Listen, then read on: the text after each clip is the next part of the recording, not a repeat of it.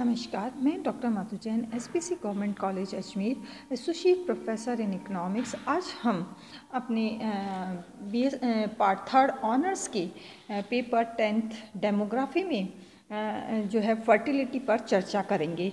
हम जानते हैं कि जननांगीय प्रक्रिया के दो प्रमुख जैविक घटक है, एक है फर्टिलिटी और दूसरा है मॉर्टेलिटी।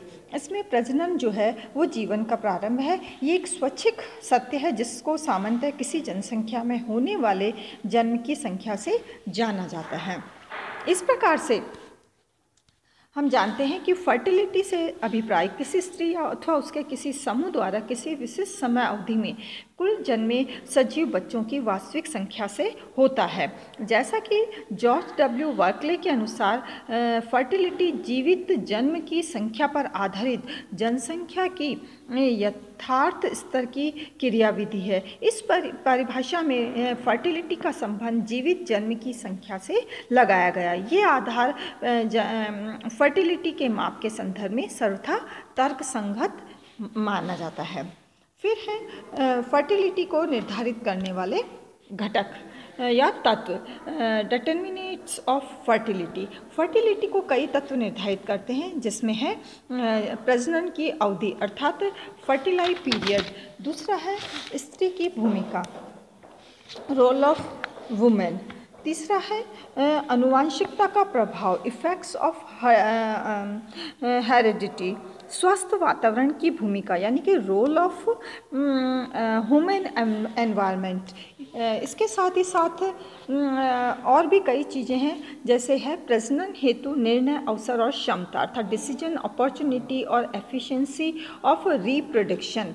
नेक्स्ट है इस तरह से ये कुछ तत्व हैं जो कि प्रजननशीलता के निर्धारक तत्व माने जा सकते हैं। साथ ही साथ हम जानते हैं कि प्रजननशीलता को प्रभावित करने वाले कई कारक होते हैं, जैसे कि काम क्रिया की को प्रभावित करने वाले कारक, दूसरा है गर्भधारण की संभावना को प्रभावित करने वाले कारक और तीसरा गर्भधारण के समय और सफल जन्म को प्रभावित करने वाले कारक। इस प्रकार से ये कुछ कारक हैं जो कि जन्म दर को प्रभावित करते हैं।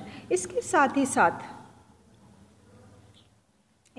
ही साथ जो है प्रजननशीलता को प्रभावित करने वाले अन्य कई कारक होते हैं, जैसे प्रजनन के अवसर, प्रजनन की शक्ति, प्रजनन के संबंध में निर्णय लेना आदि। इस प्रकार से अगर हम देखें तो हम इन्हें इस प्रकार से विवेचित कर सकते हैं। प्रजनन विभिन्नता, फर्टिलिटी डिफरेंशियल। फर्टिलिटी डिफरेंशियल जो है वो कई बातों पर निर्भर करता है, जैसे कि शैक्षणिक स्तर अर्थात जिन देशों में शैक्षणिक स्तर ऊंचा होता है वहाँ फर्टिलिटी रेट कम होगी और जिन देशों में प्रजनन स्तर नीचा होगा वहाँ पर फर्टिलिटी स्तर नीचा होगा। दूसरा है वैवाहिक स्तर। वैवाहिक स्तर भी प्रजनन दर को निर्भर करते हैं। बिना विवाह के भी रहा जा सकता है, वहाँ प्रजनन दर कम होगी। जहाँ विवाह अनिवार्य होगा वहाँ प्रजनन दर यानी फर्टिलिटी रेट ज़्यादा होगी। इसी प्रकार से मृत्यु दर का भी प्रजनन पर बहुत अधिक प्रभाव पड़ता है।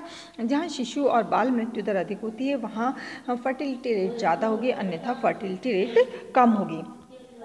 साथ ही साथ बच्चों का दृष्टिकोण, संसार का प्रत्येक व्यक्ति जो है संतान की चाह करता है, लेकिन बच्चों के प्रति दृष्टिकोण का भी फर्टिलिटी पर महत्वपूर्ण प्रभाव पड़ता है। समाज में स्त्रियों की संख्या, अगर समाज में स्त्रियां शिक्षित है, सशक्त है, तो वहाँ पर फर्टिलिटी रेट कम होगी और अगर ऐसा नहीं है तो फर्टिलिटी रेट कम हो जाएगी। व्यवसाय का भी प्रजनन के साथ जो फर्टिलिटी रेट है उससे गहरा संबंध होता है।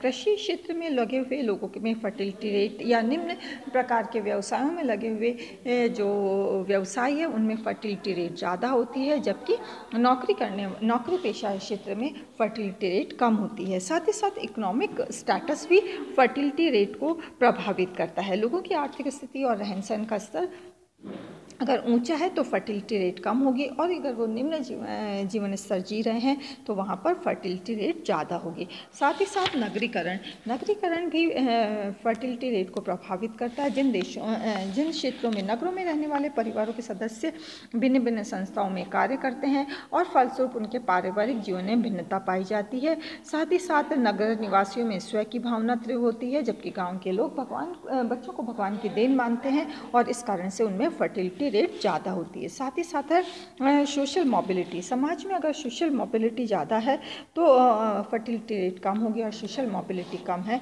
तो फर्टिलिटी रेट भी ज़्यादा होगी। साथ ही साथ धर्म और सामाजिक रीति रिवाज भी फर्टिलिटी रेट को प्रभावित करते हैं। जैसे संसार के विभिन्न देशों में देखा गया है जहाँ सर्वाधिक प्रजनन कैथोलिक ईसाइयों में पाई जाती है और सबसे कम यहूदियों में।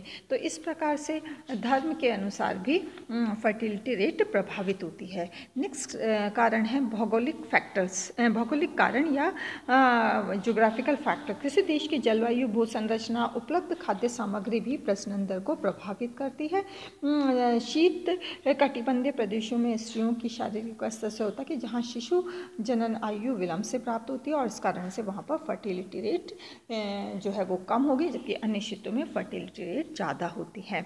नेक्स्ट है फर्टिलिटी की माप, मेजरमेंट ऑफ फर्टिलिटी। फर्टिलिटी की माप कई बातों पर निर्भर करती है, जैसे बच्चों को जन्म दे सकने वाले स्त्री पुरुषों को माता पिता बनने का अवसर एक या अधिक बार आ सकता है।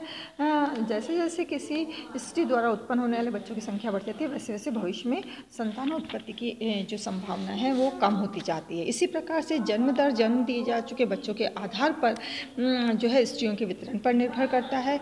इसी तरह से एक जन्म से माता पिता दोनों का संबंध होता है, परंतु जन्म दर का संबंध दोनों में से किसी एक तक ही सीमित होता है। इसी प्रकार जुड़वा बच्चे प्रजनन दर की गणना में गड़बड़ी पैदा करते हैं। साथ ही साथ पितृत्व जनसंख्या का एक भाग विशेष तक ही संबंधित रहती है। इसी प्रकार से प्रत्येक व्यक्ति की बच्चों की संख्या, विषयक पसंद की और एक बच्चे को कब जन्म देना है ये भी भिन्न भिन्न होता है। इस तरह से हम कह सकते हैं कि किसी भी जनसंख्या की फर्टिलिटी मापने का मुख्य आधार उस जनसंख्या में होने वाले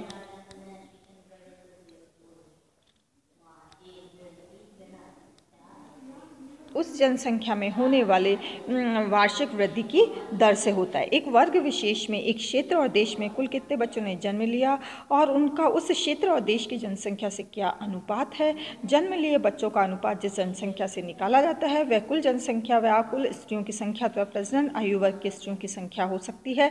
इन भिन्न भिन्न आधारों पर निकाले गए भिन्न भिन्न अनुपात ही फर्टिलिटी को मापने की भिन्न भिन्न विधियाँ होती है।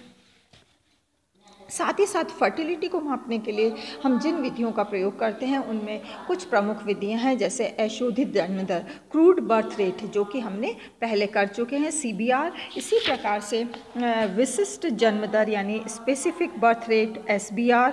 इसी प्रकार से कुल प्रजनन rate, total fertility rate, TFR। सामान्य फर्टिलिटी रेट, सामान्य प्रजनन दर यानी कि जनरल फर्टिलिटी रेट यानी GFR। इसी प्रकार से सकल प्रजनन दर यानी कि ग्रॉस रिप्रोडक्शन रेट यानी GRR। और इस तरह से हम निवल प्रजनन दर यानी कि नेट रिप्रोडक्शन रेट यानी कि NRR इस तरह से होती है। इसके साथ ही साथ आयु विशिष्ट जीवित गर्भधारण दर और साथ ही साथ स्त्री पुरुष अनुपात भी जनसंख्या की प्रजनन दर को यानी फर्टिलिटी को मापने में महत्वपूर्ण भूमिका निभाते हैं। Thank you so much.